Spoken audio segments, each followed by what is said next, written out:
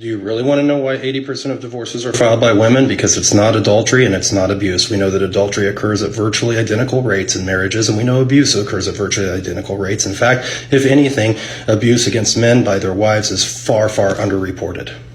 So if there's not a disproportionate amount of abuse or cheating, why is there a disproportionate amount of women filing for divorce? Do you know what the number one factor predicting divorce is? Do you know what the number one factor or life event immediately preceding a divorce is? The husband losing his job, losing his business, or experiencing a major mental health crisis such as severe depression.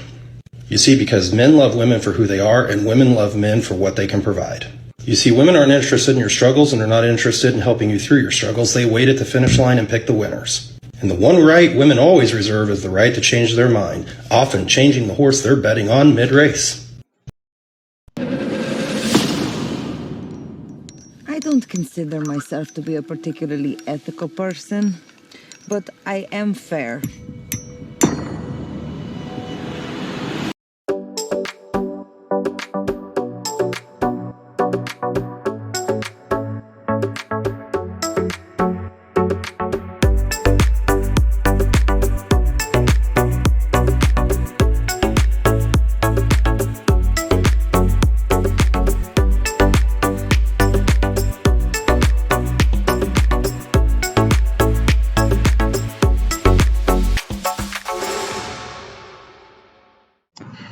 Hey my friends, welcome to the RP Experience.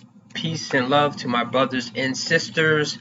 Before we begin, please hit the like button, smash the like button, tap the like button. Remember, likes are free. Today's video is going to be about marriage. I struggled of how I'm going to do this one because I have my own personal view, and then it's the consensus of how statistics say marriage may ultimately go. I don't want to be that all marriages can be bad. So I'm probably going to do 2 or 3 videos talking about this. But anyway, this is going to be anecdotal evidence, my personal feelings about marriage and how maybe it's not the best thing for a good, decent man to do these days. At least not now. Not until maybe they change the marriage laws or... This is the thing. When you go into marriage, the way the thing is set up, yes, you love her, she loves you. Both of you are coming into this union, both flawed individuals. So, both of you can be at fault as things progress. The thing is, though, the way that the laws are, is that it's more slated to benefit the woman when things don't work out, especially if she has a child. And I have mixed feelings with this because I couldn't try to take a child away from the woman I had a kid with. She would have to be showing me some real bad things like she's on drugs or she's really unsafe. And truthfully, that would say something about me if I married somebody like that had those issues as we're going in. Unless if she started to do this midstream in the relationship. Because even though sometimes stuff like that can happen, because the guy can change or the woman can change. The only thing I'll say is that in a woman's case, it seems like y'all are encouraged to change, to live your best life, to do what benefits you. But in the man's case, we are kind of told to bend, happy wife, happy life, not to have too much standards, not to put too much pressure on you. But meanwhile, that is not in reverse. So because the way that marriage is set up is kind of like the woman will have to be almost Mother Teresa to not abuse her powers in that relationship, you know. And she might not do it at first if she's in love with you and she gets that emotional high. But the thing is, that can change. Anyway, I have a video right here. This lady is going to say it all. I'm probably going to just let this one go through. Is anybody else sick and tired of what we consider love these days? I wish we had the same morals and values that our grandparents did and had the same obstacles. You know, back then when you loved somebody or you were trying to get to know them, you actually try to get to know them. You establish that emotional connection first before going to sex. Now today, God forbid you talk about feelings, but let's put each other's body parts into each other's mouths and other places. We talk about having one in this long-lasting life and to grow old with somebody and for someone to love us and accept us for who we are, to have our backs, to build us up with our goals and dreams. But yet we date to get rid of the next person, to find something better. We date based upon what gives us the best at that current moment. We don't stick by anything anymore. You know, you could be with somebody for a year or two, and then that person can be the ultimate person. They could have your back. They could love you. It could be the perfect package. But yet you see the hot chick, and you think she can give you better. Or you see the financially stable guy, and you think that he's got better. Newsflash, it's not always better. It's better where you put time, effort, and commitment into. I'm so sick and tired of us dating pretty much to practice divorce. Let me correct her right there. The only ones that's practicing divorce are the women and females. You know, a man, if he gets married, he's going to go down with the battleship. Because, like I say, the way the marriage is set up, if he walks away, he loses a bunch of stuff, usually money. But in some cases, it can kind of be like that boxers, I think Sugar Shane Mosley, he lost 3 of his belts when he got divorced. And of course, he did cheat. I believe that was the case. But what did she do to earn those 3 belts? Obviously, she was being spiteful and she wanted the 3 belts or 2 belts. However many belts that he had to give her, she took. Which I don't know why she wanted that except to be spiteful. And that's the thing with women. And I want men to, well, I believe men know this now. But when you get married and y'all get divorced, women, females, ladies, when they leave the relationship, they leave with cash and prizes. You know, I wish somebody had told me this before I got married. I mean, I already know that thing of like, okay, she's going to take half. She could take anything while y'all was in the relationship together. And if you earned it yourself, she has a claim to it. And maybe the guy would take stuff from the woman, but I usually don't see that unless if it's money. And obviously she has to make more than the guy. But women are smart. They do not usually date down. And if they do date down, they won't get married. Rarely they may, and if they do, maybe they'll be a much older woman, and then she'll get married with somebody that's like the gigolo or something. You know, it could be something like that. But also, in the beginning, she said about the man and woman taking time to get to know each other. That is the women's and females' fault because of the fem movement. You women are empowered and just have sexual relations at will now with no shame. Far in the past, y'all was actually encouraged and somewhat peer pressured to keep your legs closed, you know. But now you can go ahead and do that. And even if you want to keep your legs closed, the men that you're messing with that has options, I usually say that most people are only as faithful as their options. You know, people that's throwing themselves at them that they might be attracted to. Because of that right there, more inclined to hop in the sack before that person hops in the sack with somebody else. And of course, if you're messing with the most attractive women or the most attractive men or the men that have like the most money. No, he's not going to wait around like 3 months or so for you to decide to sleep with him when he can obviously go somewhere else.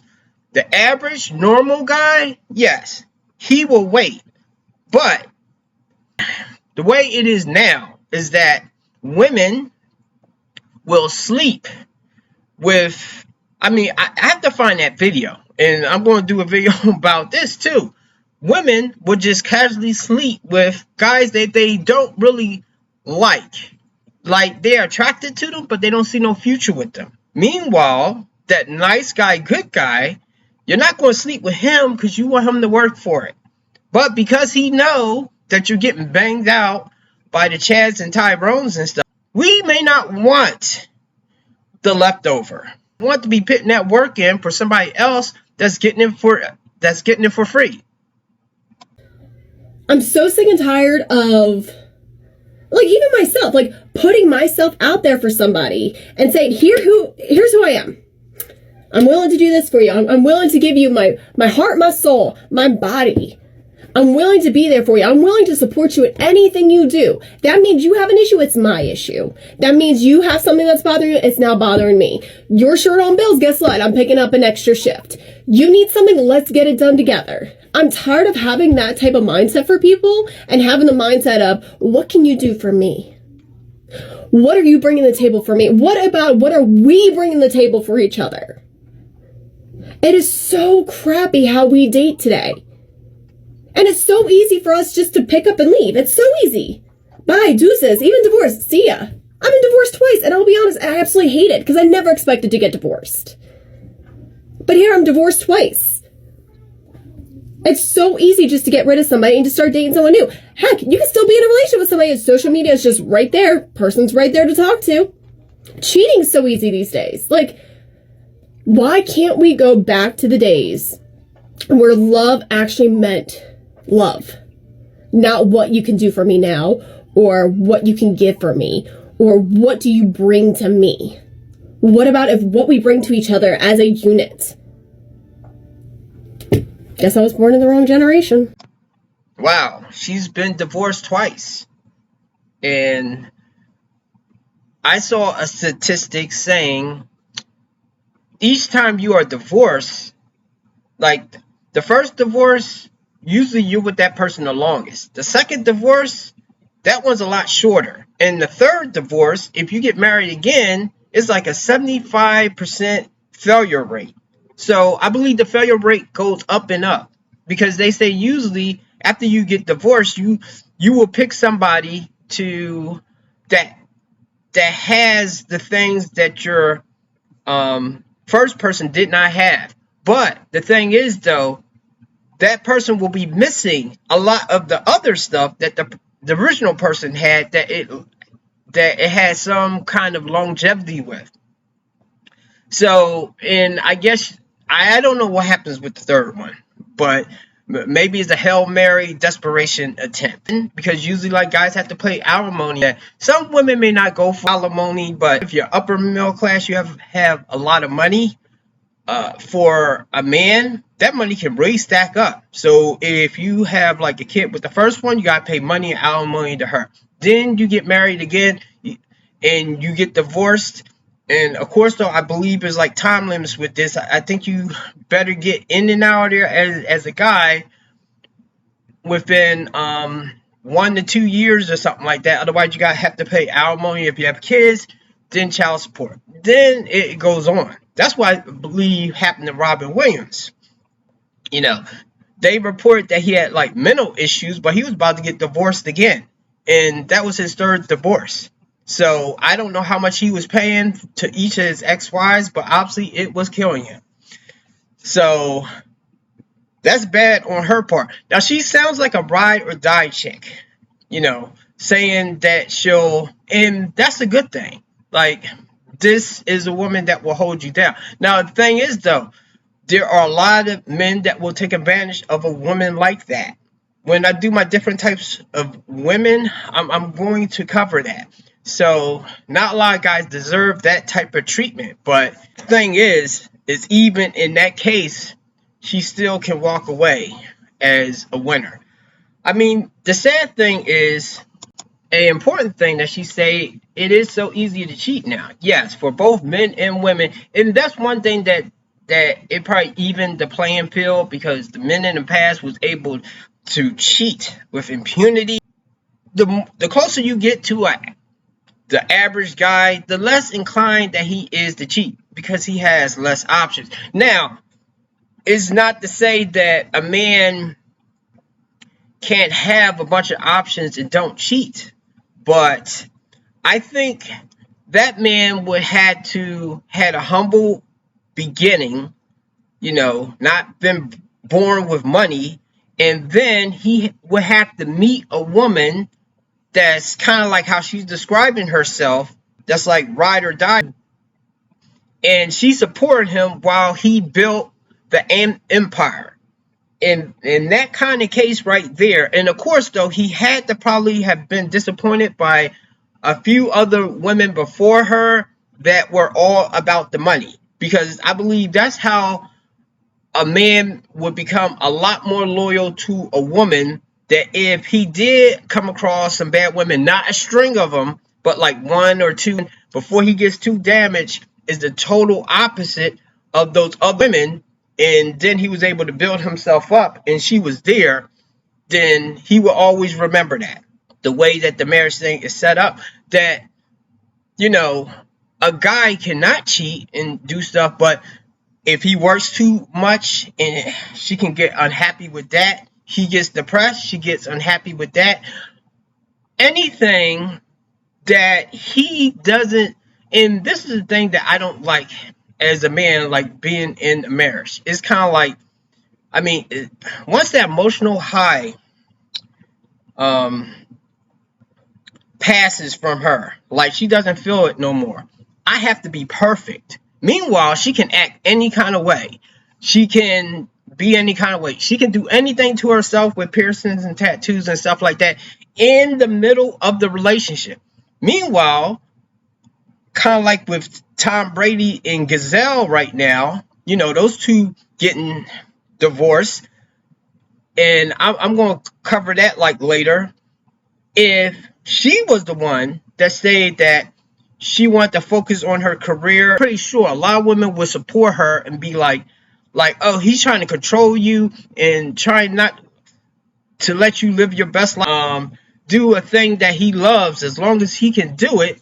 And she don't want him to do it. Now, of course, though, he probably messed up because he probably told her that he was going to retire, and then he went back on that. And her can be on the same page, like, hey, my lady, I like long hair. Please don't cut your hair. I won't cut my hair.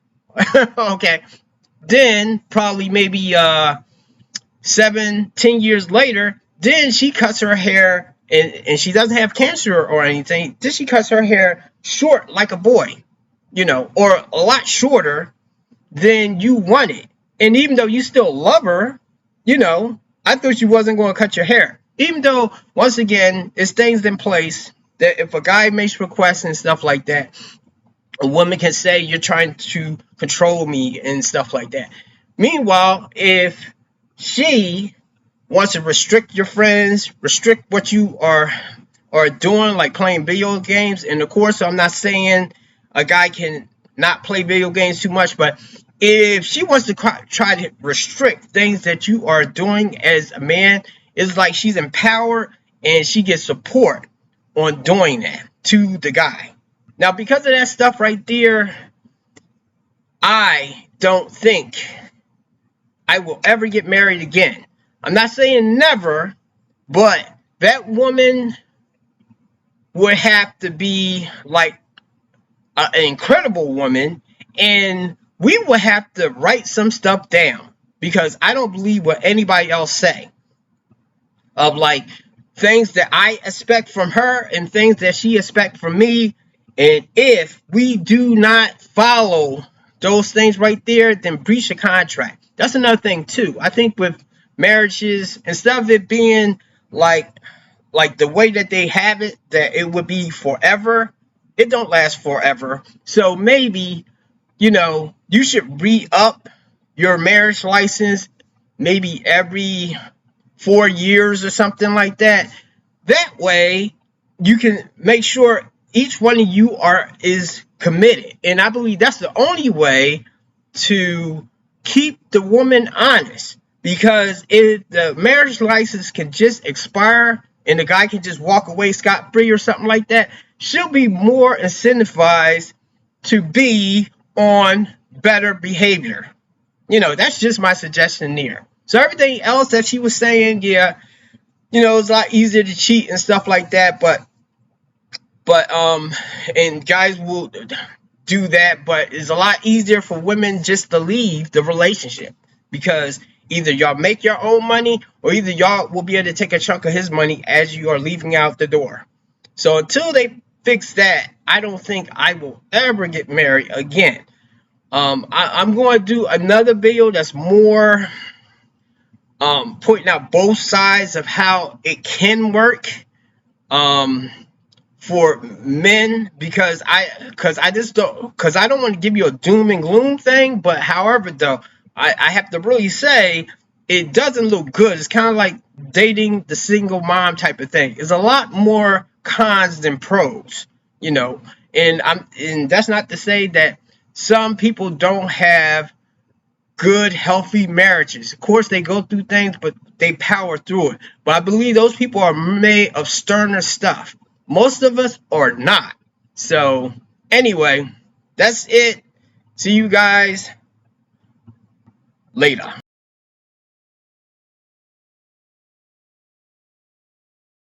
If you're the nice guy that keeps watching the girl you like get attached to toxic men, you might want to listen up. Today, we're talking about why women love toxic men. Whew, I'm gonna need it.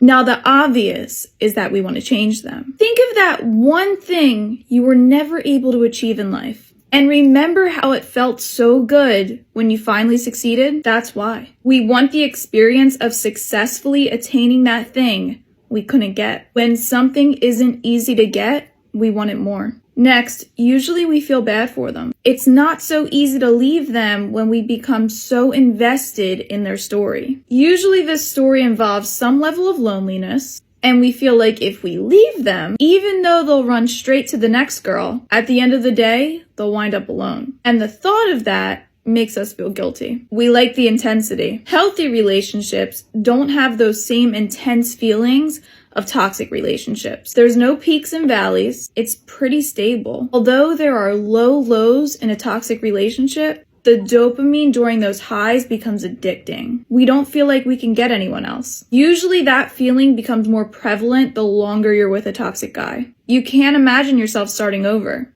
And the thought of being alone is really scary. And that person has convinced us that they're great, and we believe it. Although it's frustrating to watch people you care about wind up in this cycle, if you're a non-toxic guy watching this, there's hope. This cycle doesn't last forever, and I'm an example of that. You eventually hit an exhaustion point of no return. And although there's a lot of healing to be done after the fact, the good guy always wins. I still wanna run to you.